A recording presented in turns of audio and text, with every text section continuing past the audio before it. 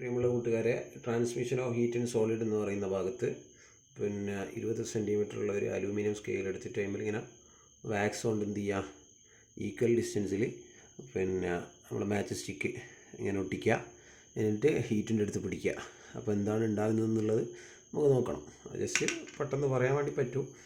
നമ്മൾ സോളിഡ്സിലുള്ള ഹീറ്റിൻ്റെ ട്രാൻസ്ഫർ നമ്മൾ പറഞ്ഞതാണ്. അപ്പോൾ വേണമെങ്കിൽ നമുക്ക് ഗസ് ചെയ്യാം എന്താണ് സംഭവിക്കുക എന്നുള്ളത്. മെറ്റലിൻ്റെ സ്കെയിൽ കേട് വരുത്തണ്ടെന്ന് വെച്ചിട്ടാണ് ഒരു മെഡൽ മാച്ച് ചെയ്യുന്നത്. ചിലപ്പോൾ എക്സ്പെരിമെൻ്റൽ എറർ ഉണ്ടാവും, നോക്കാം. യെസ്, ഫസ്റ്റ് തന്നെ ആദ്യത്തെ മാച്ച് സ്റ്റിക്ക് നിലത്ത് വീണു.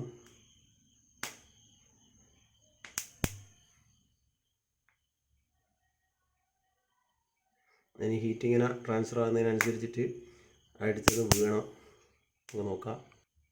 യെസ്, അടുത്ത രണ്ടാമത്തതും വീണു. യെസ്, 3ഉം 4ഉം എന്ത് ചെയ്തു, പെട്ടെന്ന് വീണു. അത് ആ വാക്സ് രണ്ടും കൂടി ഒന്നിച്ചിട്ടുള്ളൊരു വാക്സിലേനുള്ളത്. അപ്പോൾ ഒന്നുമില്ല. നമുക്ക് ഇതിൽ നിന്ന് ഇൻഫറൻസിൽ ഒബ്സർവേഷനിൽ മനസ്സിലാകുന്നൊരു കാര്യം എന്ന് പറഞ്ഞാൽ, സോളിഡ് സബ്സ്റ്റൻസിൽ ഒരു സ്ഥലത്തു നിന്ന് ഹീറ്റ് എന്ത് ചെയ്യുമോ, ട്രാൻസ്ഫർ ചെയ്ത് അപ്പുറത്തെ എൻഡിലേക്ക് എത്തും. അപ്പോൾ അതിനനുസരിച്ചിട്ടാണ് ഓരോ മാച്ച് സ്റ്റിക്ക് എന്ത് ചെയ്തത് നിലത്തേക്ക് വീണത്.